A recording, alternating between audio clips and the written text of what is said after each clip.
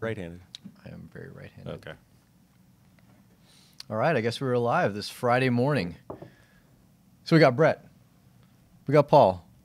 Another Friday live Q&A. So for anyone who is listening, feel free to fire off any questions about Edge or the general cryptocurrency industry. And since we have Brett here today, about the general, just kind of economic. I do like talking about He that loves stuff. talking about economics. Yeah. That's kind of like what you study. That's your thing. And if you haven't seen some of his blog posts, we recently posted about just the dollar and fiat currencies, central banks specifically, and how they work. But despite some of the questions that you might be pushing, we'll also be talking about some general hot topics, questions that have come across our way over the course of the week. Along the lines of economics, which you love talking about, Brett, one of the things that's crossed our plate over the course of the week is the story of some of these banks in France and a strong push by some people over there to actually do a run on the banks. The Yellow Vests. The Yellow Vest movement. And talk about that a little bit? Yeah, I'll start us off.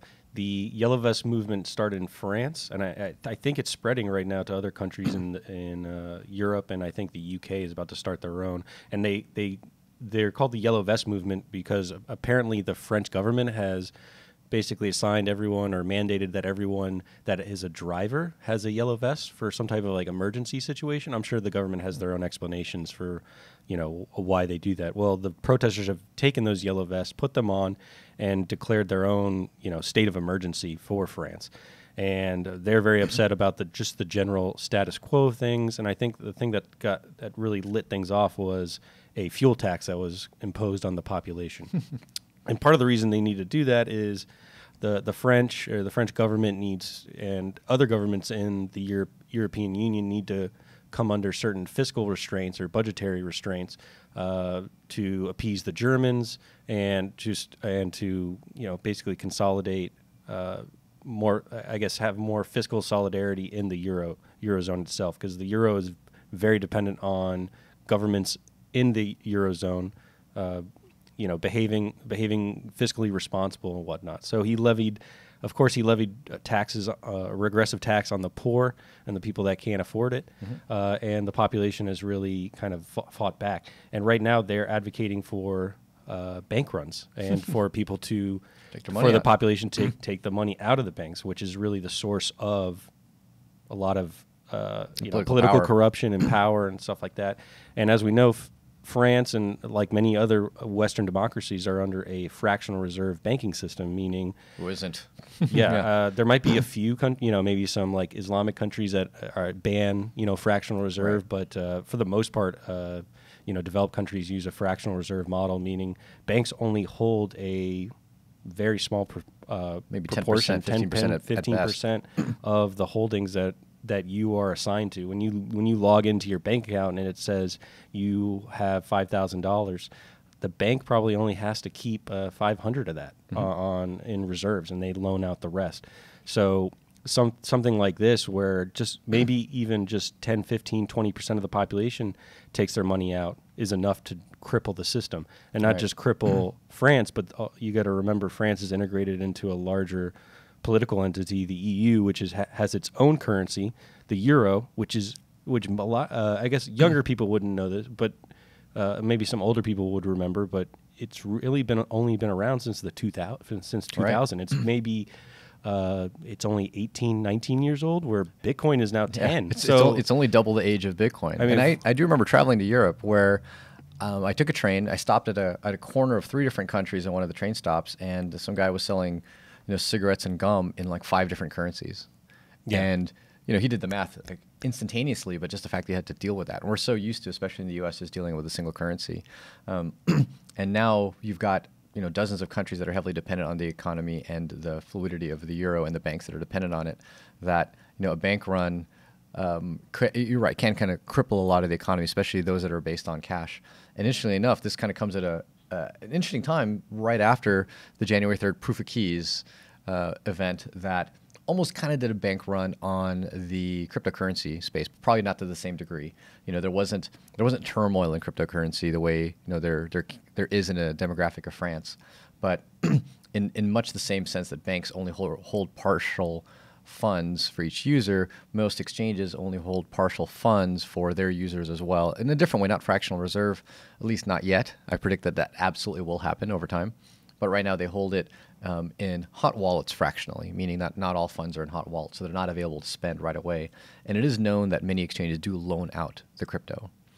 So not all of it's even there at the exchange, although usually it's collateralized, with fiat. They're lending it for derivatives trading. Yeah, and when we look at the euro and we compare it to Bitcoin, if we look out 10 years from now, what network do you think will be able to continue to come to consensus? Because the euro depends on the European banks and European governments kind of coming to consensus on monetary policy and fiscal policy, right? And you've already seen a lot of tension between Greece and Germany and Italy and Spain and France, right? They're all fighting over budgets and monetary policy, where you don't really, in Bitcoin, the miners are, they come to consensus over proof of work, right? There isn't this large political backdrop that they have to contend with. And I think the reason why we don't have those issues in cryptocurrencies is that there's not really such a thing as monetary policy. That term didn't even exist until we had Federal Reserve and Federal Reserve banks. The idea that someone needed to be in charge of changing the inflation rate is new. Yeah. That's relatively new relative to all of humanity. And so crypto brings us back to an era of the monetary policy is pretty much fixed, and it is what it is, and you deal with it. Yeah. If there's infinite inflation, such as in Ethereum, okay. If there isn't, such as a Bitcoin, okay. If there's something that goes up and down relative to some other external event, okay. But the main thing is that you don't have to put someone in charge of what this monetary policy is. It is, and then the economy just happens to build around that specific fixed monetary policy.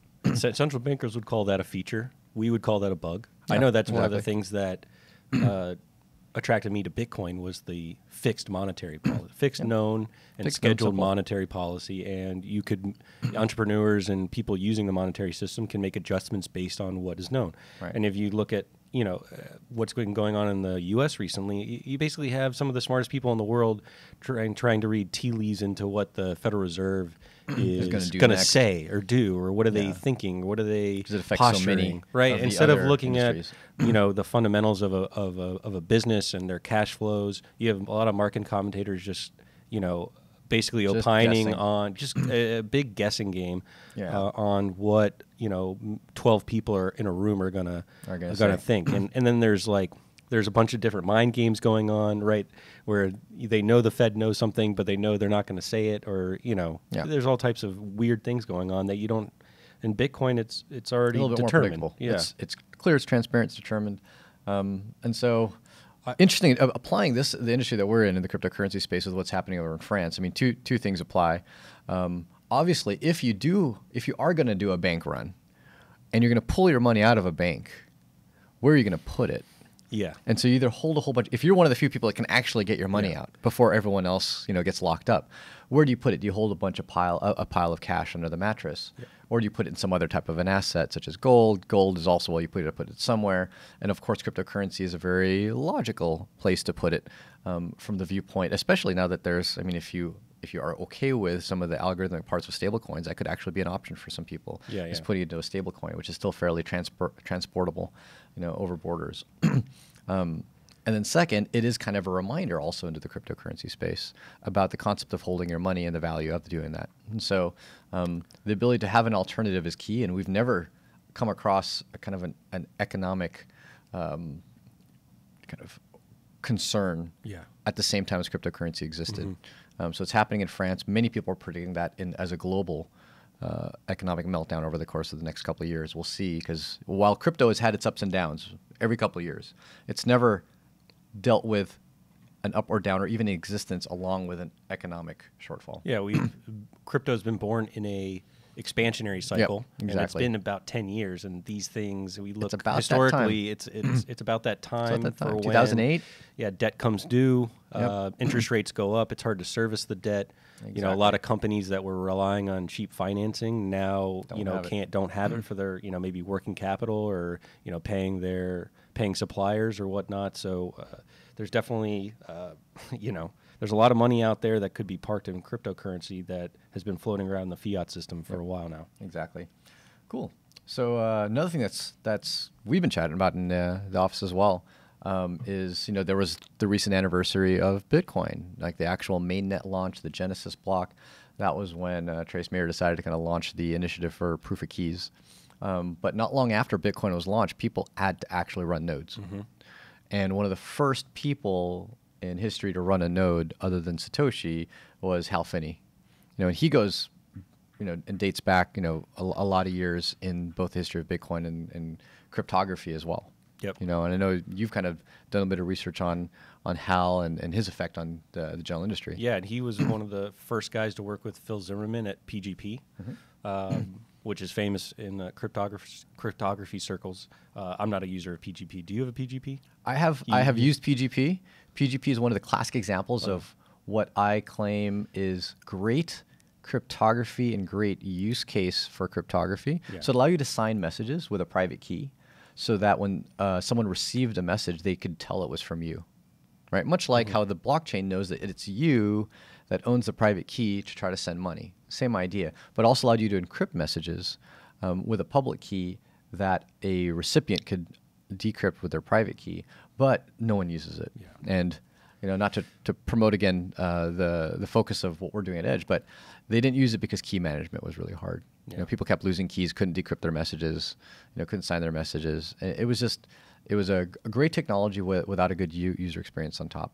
Yeah, and Hal has been, or had been for decades, even before Bitcoin, an advocate of decentralization, and he was very concerned about the centralization of computing and the web, and how the computer and the internet was being turned into a surveillance tool and a tool for power, and thought it could be turned around and be used, and instead be used as a tool to empower human beings. And he thought cryptography was one way to do that. And he also, I think he invented the first reusable proof of work algorithm. Okay. I'm not sure. I'm pretty sure that's his claim to fame in terms of like his direct connection to what Satoshi did. And then he was the very first person to receive a Bitcoin transaction, right. And he was running I think he was the second node on the network, right, and right. He actually tweeted out on Twitter, which was January 10th, 2009, which was yesterday. Today's January 11th. He tweeted out running Bitcoin, which is a pretty famous post. I always see it retweeted every now and then, right. reminding people, who was involved at the beginning, and when it was started, and all the contributions that people have made over the years, and how unfortunately passed away in I think 2014. He was battling ALS. Which is a pretty, crippling condition, but right. He was still able to program, and there's some great. If you have time, go through those Bitcoin talk threads.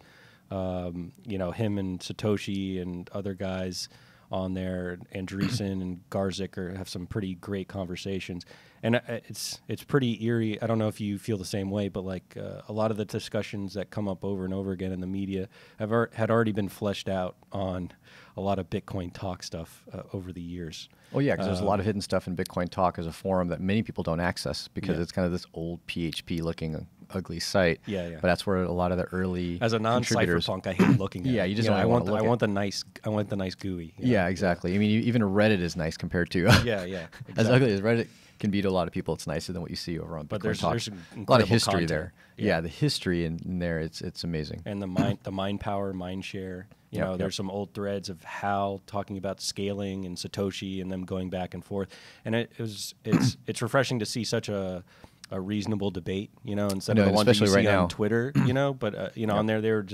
were really just focused on solving problems, right, and there weren't egos at play the way there are now. Yeah, they're like, wow, this is amazing, but it has some issues, and we need, what are the trade-offs that we need to make? And I think, and Hal Finney was the one that suggested to put in the 1 megabyte block for security reasons, but I don't. It wasn't meant to be, or I don't know if it was meant to be, or what be permanent. But it was supposed to be, for security purposes at the very beginning. Yeah, and at the very beginning, it was actually quite important because if you think about it, Bitcoin had no price. right? It had no value. And so really being able to send a transaction that cost you nothing, absolutely nothing, your ability to spam the network really effectively is just infinite. Infinite ability to spam a network. As soon as it achieves any amount of value, now it's kind of like, the concept of people having to pay anything to spam your phone number. If a phone call is totally free, they can just keep calling. But if they had to pay even a small amount, then not worth their time and effort. They have to make sure it's a reasonable call. So same idea is like, it was important as a spam mechanism when Bitcoin had no value, and starts decreasing in value as it actually costs money to send a transaction anyway. Yeah. But hats off to Hal. Thanks for all the contributions, from wherever you are now. He's in heaven. He's in crypto heaven. In crypto heaven, if you believe heaven exists, or he's back and he's actually writing code as a 1-year-old. Who knows? But hats off to the history of Bitcoin and Hal Finney. Cool. We have a very important Facebook, thing. by the way. Question Facebook. Cool, Yeah. cool. What do we have here? Simple. Paul, will you be presenting at Anarchapulco? Or Cryptop, or what is it? How do you pronounce that? Cryptopolco. Cryptopolco, which is one of the days of Anarchapulco. So it's not looking like I'll be attending Anarchapulco this year. Ooh. So we've got quite a few other I events feel like that it's a were break after 3 years. Yeah, sometimes you just You've need a been little a break of regular. one event. After a few years, it's nice to kind of take a little. There's a lot of people break. pulling for Paul. Oh well, thank you very much. So put in a good word for next year. But I'm already going to be in Mexico for Satoshi Roundtable, like I think a week before. Okay. And I'm gone about 3 to 4 weekends in a row, from pretty much starting next weekend as we head over to Miami. Could you tell the audience what Satoshi Roundtable is? It's a For those who conference. don't know. So it's a conference where a lot of the kind of CEOs, investors, key people in the industry. It's kind of an industry-focused conference, and so a lot of the companies really attend. And so that's a great chance for a lot of the leads of various companies to really chat amongst each other to figure out what are they experiencing in this ecosystem. How do they aim to push things forward, and also how to partner. Yep. That's one of the things that we really benefit from a conference like that, is an opportunity to find potential partners, other companies that we could work with, other companies that can work with us. So that's going to be one of the conferences I attend, and that's also in February, the same time, a similar time to Anarchapulco, also in Mexico. And so that'll be my focus around that time. So Anarchapulco will probably be a break for us this year, but maybe next year. Yeah, I think next year. And crypto's kind of defined by co-opetition, right? Cooperation and competition. So everyone there is in competition, but it's also a group that there's still a cooperation there, right? There is. Just like in mining, everyone's competing, but you're still coming to consensus over certain to rules. degree. So Exactly. The industry, people in the industry compete, but also heavily collaborate, because we're kind of all on the same team here. Yeah. We're maybe $100 billion industry, and we're going against maybe 80 trillion dollar industry. So we've got to cooperate to some degree. In that regard too, I'm not sure if we talked about it in a previous Q&A, but we've had people ask us about our contribution or involvement with the FIO project, and that is a classic example of co-opetition.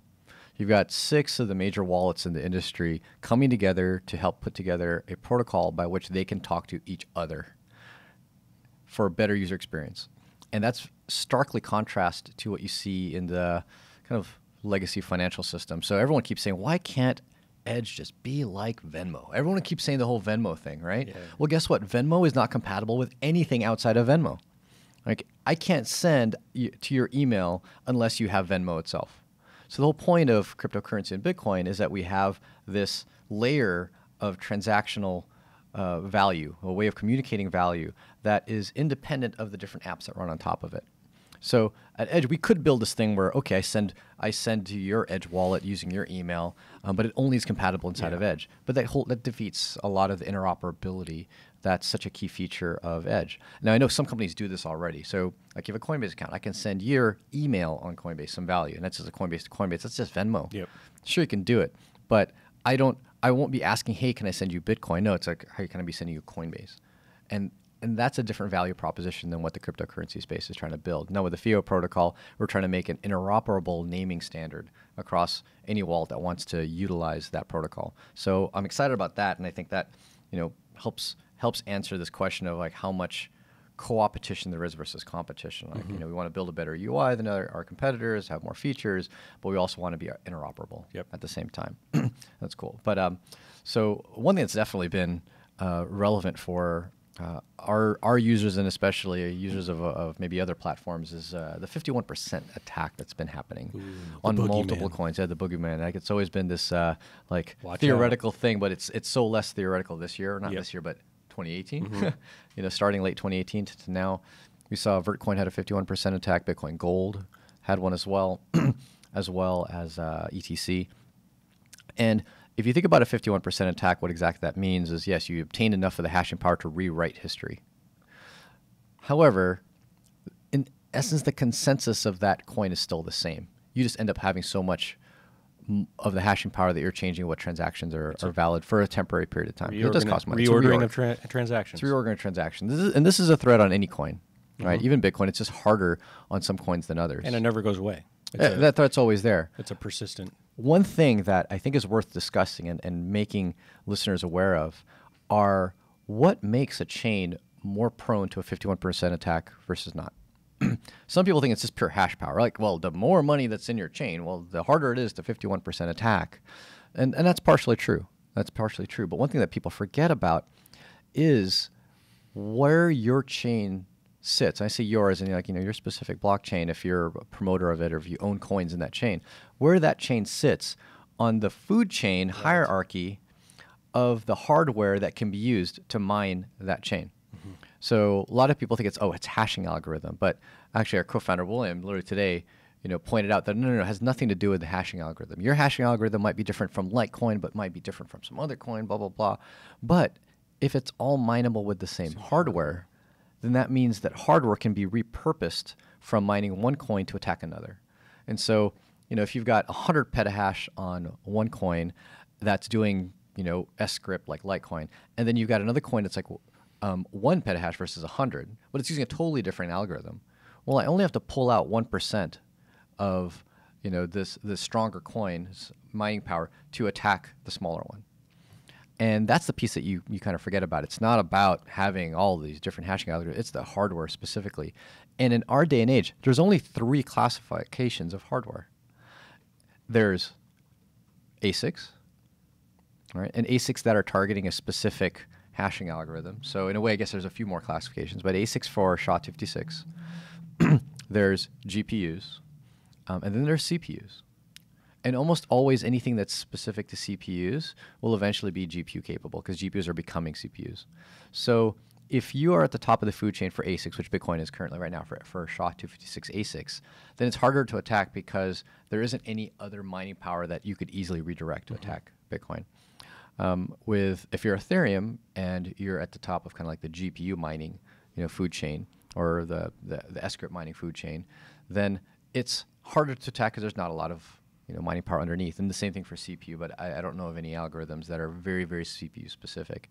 So any coin that's looking to launch, the irony of it is if they're trying to be ASIC resistant, then if you're resistant to ASICs, then you're likely only able to run on GPUs and CPUs, of which there's many older coins. They can literally all be repurposed. They can all be repurposed. Yeah. So in a way, what you'd rather be is this is specifically with regards to a 51% attack. So all of the haters out there that are going to shit on me for saying, use ASICs. It's not about ASICs being better than GPUs. We're talking specifically about a 51% attack. Now, the whole decentralization argument of decentralization of mining, blah, blah, blah, whole other discussion. So don't even bring that up, right? Specifically regarding the 51% attack. If you are able to build one that does require an ASIC but isn't SHA-256, so you have some algorithm and the Bitmains of the world or whatnot build an ASIC specifically for that algorithm, and you're at the top of the food chain for that algorithm, then you actually are much more hardened against a 51% attack. Sure, there's going to be more mining centralization in that regard. That's not what we're trying to discuss at this point in time, right? That's a trade-off that you just have to deal with. Gotcha. So yeah, there was a recent attack on ETC. Yeah. It reorged how many blocks? Like 30? I thought it was like 300. 300? I know Vertcoin was, I think, 300. Oh, okay. Bitcoin Gold. I'm mixing those up. Feel free to post on the channel and correct us. There's a 300 and there's a 30. Which one was it really? I don't want to follow. Yeah, I think you might be right. The Vertcoin was like 300 blocks right. deep. Right. So be aware. I guess this is one of the challenges for end users. They don't know when they're receiving a certain coin, what is that risk? Like, where does that coin sit on the food chain of risk? And so if you are aware, the main thing is you just have to wait a lot of blocks. So when you receive money, if it's a large amount of money, then you'll want to wait a significant amount of blocks, an appropriate number of blocks, before considering that money received. It's just like it's an unconfirmed transaction. One of the things that we are looking at doing at Edge is actually trying to research each of the supported chains that we have to determine an appropriate block height, a block depth, before a transaction is considered confirmed. And we already support this concept inside the app for something like Monero. Like Monero, at the protocol level, doesn't want you spending coins unless it's got 10 confirmations.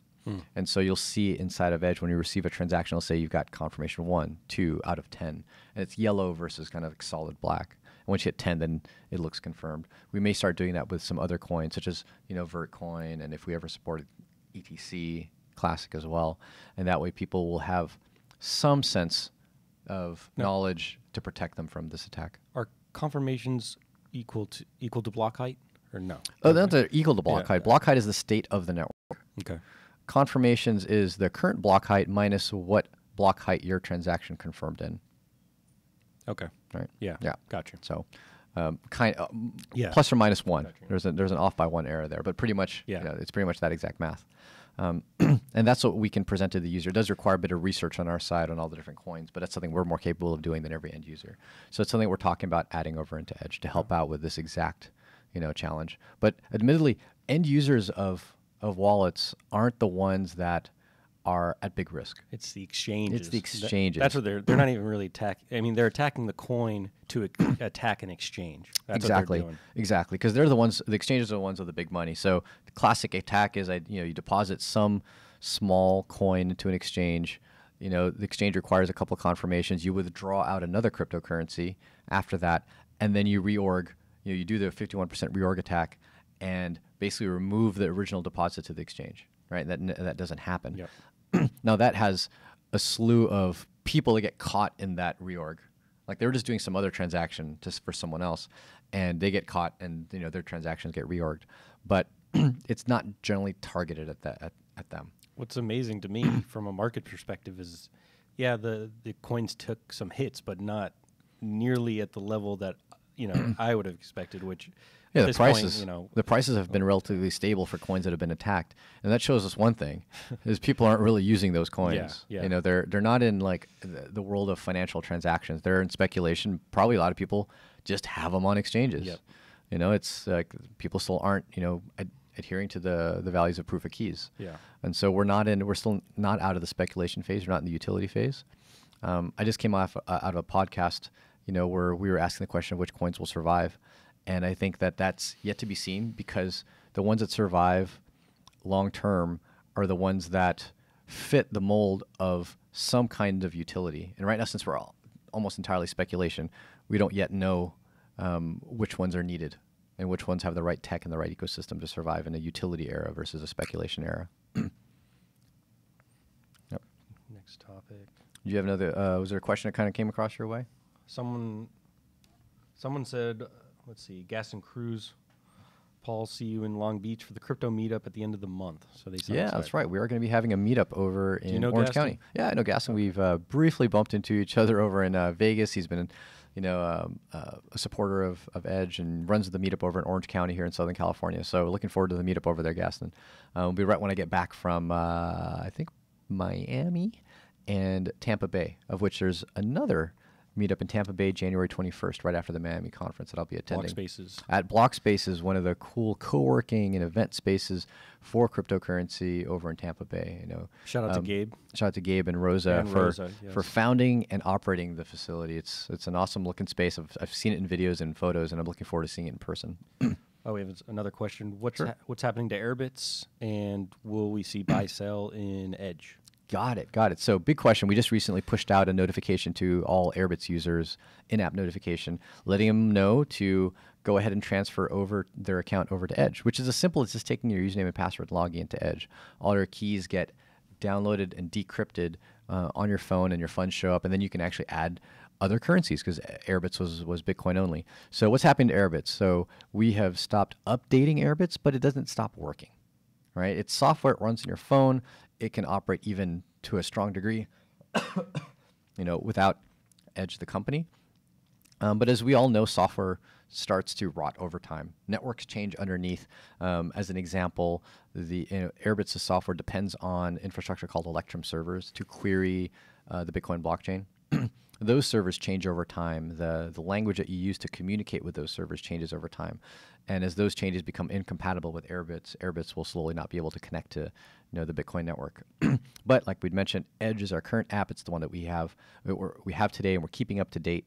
And so it's as simple as taking your username and password, punching it into Edge, and that downloads the keys, parses the blockchain, shows your funds, and allows you to send and receive. And it has support for obviously more things like SegWit supported in Edge, Ethereum tokens.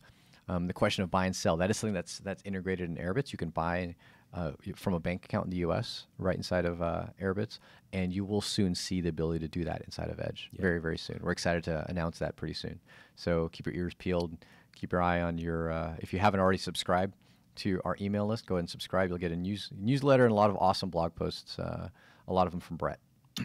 Yeah, and one of the things we're really pushing on and going hard in 2019 is integrating exchanges all over the world. We want pretty much anyone in the world that is interested in cryptocurrency and wants to be able to exit fiat to be able to do that.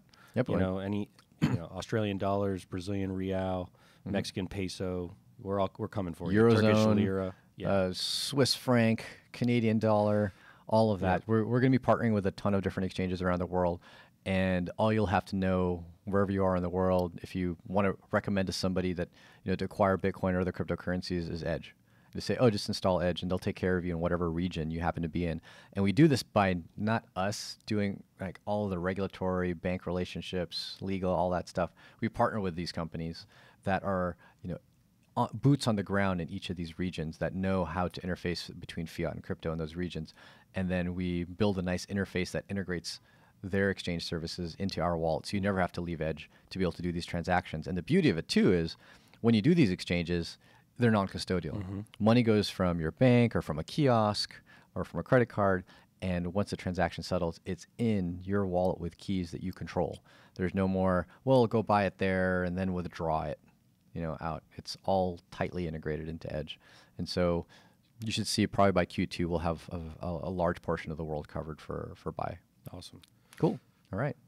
Winding down, so we're at the over 12:30 mark already. Yep. Thanks anyone for listening in. If you've got any other questions, always feel free to post you can put comments into our YouTube channel, onto this chat, this event video, or post on our Twitter. We're also on Telegram, telegram.edge.app. We're everywhere. Or, all the different media channels. We're not on Snapchat. Oh, God. Ooh. I deleted my Snapchat a while ago, though. Really? You were such a fan? You were such a fan at one point in time. I did. You're not a millennial anymore. You got old. You got old. You're right. You're right about that. Yep. Cool. All right. Thanks a lot, everybody. If you're in Miami, come catch us. We got a booth over there. Say hi to the team. Brett's going to be over there. I'll be there. We'll have a couple more of us over there. And we'll see you in Miami. Take care.